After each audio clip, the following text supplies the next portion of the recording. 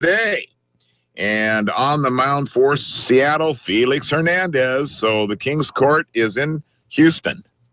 Well, probably won't be too many there, but there'll be a Felix. There will be a couple throughout the audience there, and Houston will counter with Brett Oberholzer, who is really a good pitcher, just getting back after some injuries and things, and so he's 0-1 on the season.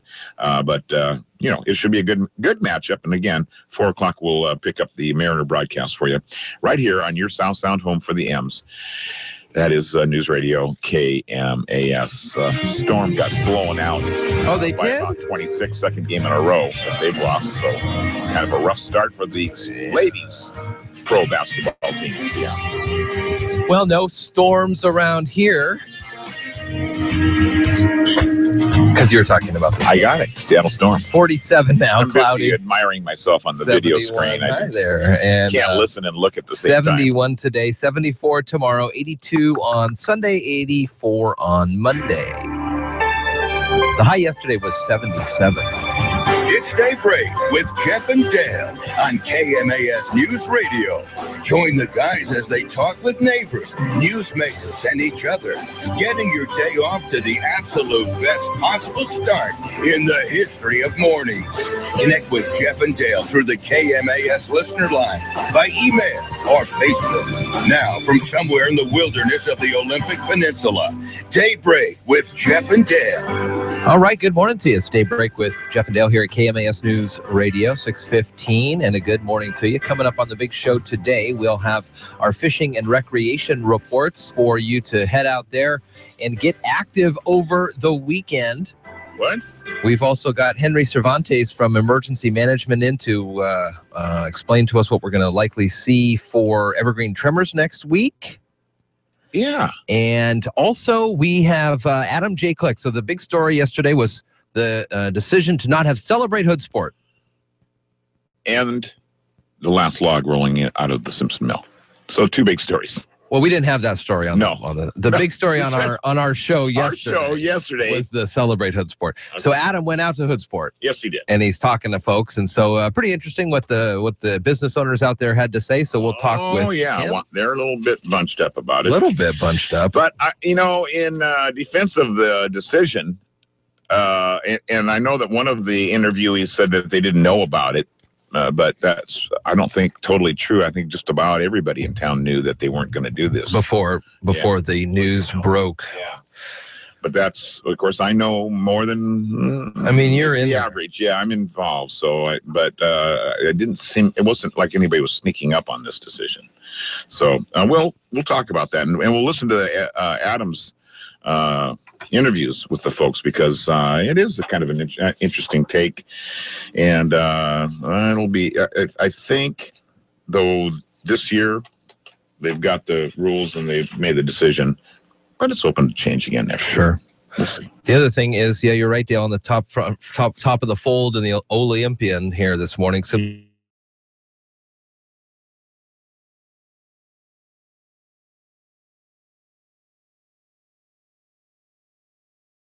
that's the end of an era. 90 years nearly on the waterfront there for the Simpson Mill. And, of course, Simpson 5, the Mill 5, will also close. And so they're both done. I think Mill 5 closes next week. Anyway, they'll both be done by the end of the month. And then Olympic Panel Products sometime here in the next few months or next year will be shutting down their operations as well. Amazing how ingrained into the community. Just for example, the guy who cut the last log or whatever, he's in the paper, Rick Glacier, spent 44 years at Simpson. Started right out of school, I'm guessing at 18. Yeah. He's now 62. And the 18-foot Douglas fir, how long do you think it took to cut? Let's think, how long do you think it would take to cut when Simpson started? Way back if you had an 18-foot Douglas fir, and you have some knowledge of the timber industry as you worked as a grappler or something like that. But choke setter. Yeah. So how long do you think back when they had the saws? I worked on the green chain too, which is the ones that pull the wood through after they've been cut. So how long does it take to cut an Cup of coffee 18-foot there. Douglas fir, you think? Back with this hand saws. I mean, take forever. Oh, yeah. Yeah. Only took 5 minutes. Kind of anticlimactic, actually. Sounds like it. Yeah, yeah. The other yeah. thing that happened is they found a person to fill the open position at the Port of Olympia. Yeah, very important. Probably a smart decision by the port who decided. Filling for Sue Gunn? Yeah. Yeah, her position. Michelle Morris appointed to the Port of Olympia Commission on Wednesday. Says, she was not one of the ones running for any of the open positions. So that's probably a smart idea. Otherwise, you would give one person a little bit more. Well, the port already thought that I would be good enough to fill the position. You might as well just keep me around. One of those things. Yeah. So there are, I think, 3 or 4 people running for Sue Gunn's seat. And so that's what the Port Commission, Sitting Commission, decided that was the best thing to do, is to not select one of those candidates who's running, but rather to go ahead and pick one of the other 4 that were saying, hey, we'll fill in between now and sure, when you guys get this thing all figured out. So that's what the direction that they went. And then finally, we got a call from U.S. Congressman Derek Kilmer's office early in the morning, and he was scheduled to join us just after the 6:30 news. Well, the office called and said that he had a emergency Democrat caucus, and I'm guessing here, this is me, in my opinion, is that they're all going to get together to talk about what's going to happen with this fast track vote. And the fast track authority for the Trans-Pacific Partnership thing that's going on, you hear a lot about. Yep. Anyways, so I am under the idea that he got a call saying we got to gather here and figure out what we're going to do if we're going to let the president run roughshod over us here and have us, do this TPP thing, which still is a highly contentious issue with everybody. Yes. Because so much of it, and thank goodness for WikiLeaks, right? Otherwise, nobody would know anything that's in this bill. Right. That is a good point. Nobody would know because it's a secret. They say, well, we can't share the results of this thing because it would jeopardize the negotiation, the very delicate negotiations. Well, that doesn't help anybody here. We want to know what's in these bills, especially if we're giving the people voting authority. So that's what I think is going on there. So unfortunately, no Kilmer at 6:30, but if he has an opportunity, he'll call in later today and talk about some things that are going on. Okay. So that's all that's happening here at Daybreak this morning. Busy morning, busy day. It is. There was some guy sleeping out in our parking lot this morning when Dale showed up. There was some, who knows who, scruffy young dude, all sleepy hair, all tussled. What? Yeah. This is where this is where the magic happens. All right, son, Thursday night is over. What? No way. Party, dude. Stephanie has the day off this morning today, and so we switched cars so she could go get my oil changed. And I get out of her car, turn around the corner, get ready to unlock the door. And I go, none of these keys are going to work. No, Stephanie doesn't have a key to the station. And I text Dale, and he says, I'm not even coming in today. Yeah, I thought I'd do that for you. Give you a little start. I was freaked out. I almost drove home. I'm glad I sent the second email. Yeah. Said I'm so that's close. what's I'm happening. getting there. Yeah. So so we're off to a rickety start, but we're starting nevertheless. You got that. That's you right. Got that right. 6:21 is the time. It is a Friday morning. Daybreak with Jeff and Dale. We are delighted to be here. Hope you can stick around and enjoy some of the festivities. We'll check Northwest headlines. More Northwest headlines right after this. You're listening to Daybreak with Jeff and Dale on KMAS News Radio. I'm Omar Reese with NFL Network Now on the Westwood One Radio Network. The Buccaneers finished their OTA practices on Thursday with #1 pick Jameis Winston working with the starters. Last week, he was second string. The Bucs closed their offseason program with a mandatory minicamp next week and then are off until training camp begins at the end of July. Head coach Lovie Smith says Winston still has a lot to learn. Now, football is football, but it is different. The coverages he's seeing, barking out the plays, the call. We ask him to do things on the line of scrimmage. just the overall play of the quarterback. Chip Kelly's at it again, releasing two-time Pro Bowl guard Evan Mathis, who had been absent from OTAs, trying to get a raise. In other news around the NFL, the Cowboys have signed their first-round pick, cornerback Byron Jones. Bengals' first-round pick, tackle Cedric Abui, has also signed, as has the Lions' first-rounder, guard Laken Tomlinson. This has been NFL Network Now on the Westwood One Radio Network. If you don't know where you left your wallet, but know your oil drain fan is in your garage, under your workbench, left-hand side by the filter wrenches, then CarQuest Auto Parts is for you.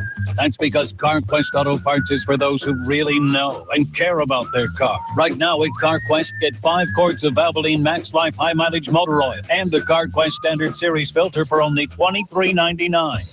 CarQuest is serious auto parts. See participating stores for details.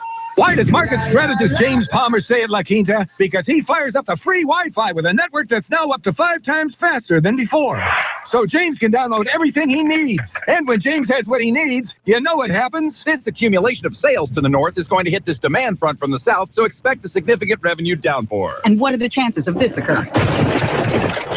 He becomes a rainmaker. Book now at LQ.com. When you book direct, you always get the lowest price guarantee. Terms and conditions apply. Habitat for Humanity of Mason County invites you to shop their local retail stores in Belfair and in Shelton. Construction volunteers are needed. Whether you're a construction professional or novice, Habitat for Humanity needs you. Give them a call or visit their website, and when you shop Habitat for Humanity, your dollars are put to work helping to improve, build, and maintain affordable housing right here in Mason County. Habitat for Humanity. Let's build a strong community together. Weekend Warrior Specials at Napa. This weekend, save on Seafoam motor treatment, TransTube, or Deep Creek penetrating lubricant. Your choice, just $7.99. Grab 5 quarts of Valvoline conventional motor oil, plus a Napa silver oil filter for just $19.99. Most cars and light trucks. And clean up with Scott shock towels, just $1.99 a roll. Get your Napa Weekend Warrior Specials at Napa Auto Parts in Belfair and Shelton. Here it is, your free shredding event of the summer. Peninsula Credit Union, along with KMAS News Radio, offering a free shredding event Saturday, June 13th from 10 till 1. Bring your old documents and help thwart identity theft. This Shred Day event is Saturday, June 13th from 10 till 1 in the PCU back parking lot. The Peninsula Relay Team's Pirate Ship Playhouse will be on display and raffle tickets available. Let the shredding begin. Saturday, June 13th, 10 to 1 at the PCU back parking lot on Coda Street.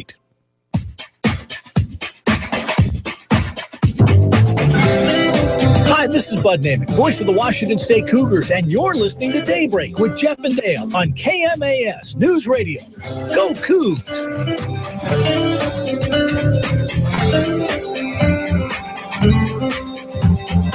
All right, good morning to you. It's Daybreak here at KMAS News Radio, 626, and Marilyn Foster has the news coming up in just a little bit. Also, on the big show today, we'll talk with Adam Click. Was out and about in Hoodsport yesterday to find out business owners' opinions and thoughts on the decision for the Celebrate Hoodsport. I guess it was cancellation, and that's a big deal going on for almost 30 years or so up in the Hoodsport area. Yeah. Turned into you can definitely see both sides of the issue, where it's a great thing for the business community, yet, and no disrespect to Hoodsport, but it seems to me it's basically just one road there it's the main highway. Yeah. And so it gets very congested, very congested as and limited parking. And so there was a couple of things that have developed, with the IGA there in Hoodsport, put up part of their parking lot for a donation to the fireworks deal. And that worked out really good. And because they had to pay for their own people to flag traffic and all that other stuff, packed. So we got over that hurdle. That was a few years ago. And so then, we came to a meeting there on that. But there is just really a severe amount of congestion, a severe amount of, we were busing people in to watch the fireworks, and, and it's a big deal, but how much actual commerce is happening the evening of the fireworks. And so I think that was, and then it takes a lot of coordination and a lot of work. And so that was also part of the point, was that there wasn't enough people to organize the whole thing to do it right.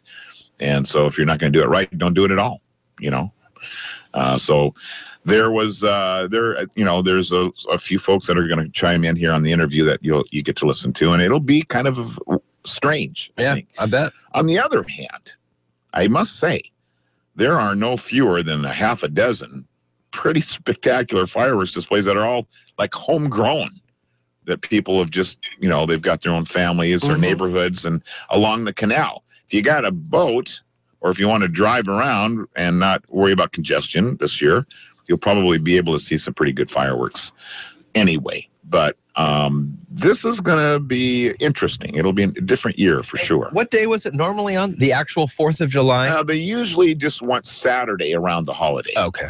The closest Saturday to the holiday. Those events seem to make more sense when they're on fixed days rather than the day. Yeah. So people do like to be with their families and have. A lot of folks do the barbecue, even though you can't do fireworks, often in your own houses or neighborhoods anymore. But still, people like to gather, and there's just so many. My biggest concern on these major holidays is all the drunkards out on the roads. Yeah. And there's people that they show up and. Whatever. 6:29 here at KMAS. Before we get to the latest in local news with Marilyn Foster, if I were to move to any town in Washington, I love where I'm at, but if I were to move to any town in Washington, Moxie, I would. It's exactly where I would move. Really? I like it. There are good times for farmers who grow hops. The beer flavoring plant is in short supply because of the dramatic increase in the popularity of craft breweries. Yeah. That has growers in the Yakima Valley, which coincidentally produced 75% of the entire nation's hops. Yeah. All comes from the Yakima Valley. Man. Rushing to expand their production. In Washington, acreage grew more than 6% last year, and 10% is expected this year. So a 16% increase in production area. Is there a chance that we may one day not be the apple state? We'll be the hop state? Or we could be the apple and the hops. Well, very good. Yeah. That is amazing. 75% of the nation's hops. Another good cash crop that I saw that's suffering from the drought in California, almond trees. Really? California, one particular desert area of California, provides like 80 to 90% of the world's almonds. Wow. But they've had to cut like 20, 30% of their trees down because there's no water. So there's I don't know if almond trees would grow in this kind of an environment. Probably Eastern Washington. Probably. Almonds, hops, hemp, apples. Man, there's a lot available. Yeah. Hardy plants too. A lot of those are very hardy. Yeah, trees. Yeah. Good stuff. All right, 6:30 already here. Man. Take a break. Okay. You're listening to Daybreak with Jeff and Dale on KMAS News Radio. Local news is brought to you by Shelton Health and Rehabilitation Center. Find them online at sheltonhealthandrehab.com. For KMASnewsradio.com, I'm Marilyn Foster. And that's a wrap. The very last log was cut at Simpson Lumber Company in Shelton yesterday morning. It was an 18-foot Douglas fir. At the end of April, Simpson announced it had sold the sawmilling equipment from Mills 3, 5, and the Johns Prairie operation to Sierra Pacific Industries. 60-day notices went out to 270 employees. Sierra officials have said they plan to build a new mill on the waterfront site, but it's not expected to begin operations until 2017. Many were recently disappointed to discover that the Hoodsport Community Events Association had announced that they'll not be sponsoring a fireworks show for the Celebrate Hoodsport 4th of July weekend. In addition, the Port of Hoodsport said they won't allow fireworks from the general public. Most impacted by this announcement are the business owners of Hoodsport. KMAS's Adam J. Glick talked with some of them about the impact, including Erica from the Hoodsport Burger Shack. this year everyone's going to show up expecting it. There's going to be nothing. This town's going to take a slam without that going on. We live for that. Summertime, our community needs that. And not a lot of people know yet. And it's going to be a big shocker. Though the port has stated they would be willing to make arrangements to support a professionally operated display, it's unlikely another group would step in time for the holiday weekend. A meeting on the Shelton Downtown Vision Plan will be held tomorrow and will include facilitated group and table discussions to develop the vision and goals of the plan, including design strategies, implementation tools, and funding opportunities. The meeting starts at 8:30 a.m. at the Shelton Civic Center on West Coda Street. The city intends to incorporate the goals and policies from the Shelton Downtown Vision Plan into the city's comprehensive plan, which is being updated. Mason Transit Authority was recently named the 2015 Rural Community Transportation System of the Year by the Community Transportation Association of America. The system was recognized for its efforts in improving service to its passengers and serving the community.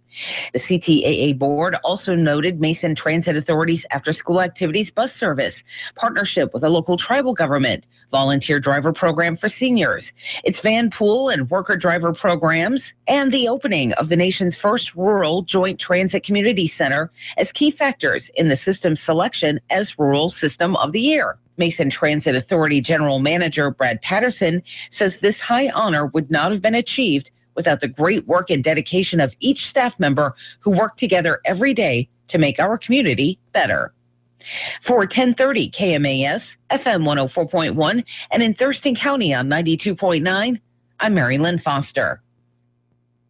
If you or your loved ones have been injured in a car accident and the insurance company is not treating you fairly, then call me, Attorney Harold Carr. Don't be a victim of a negligent driver and then be victimized by the insurance company. My law firm has 6 locations and has handled more than 10,500 personal injury cases. We have 7 attorneys and 23 staff members dedicated to protecting your legal rights. Car accident? Call Carr. HaroldCarrattorney.com.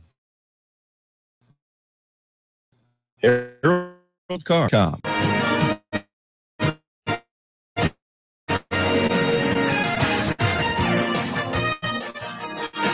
For News Radio KMAS.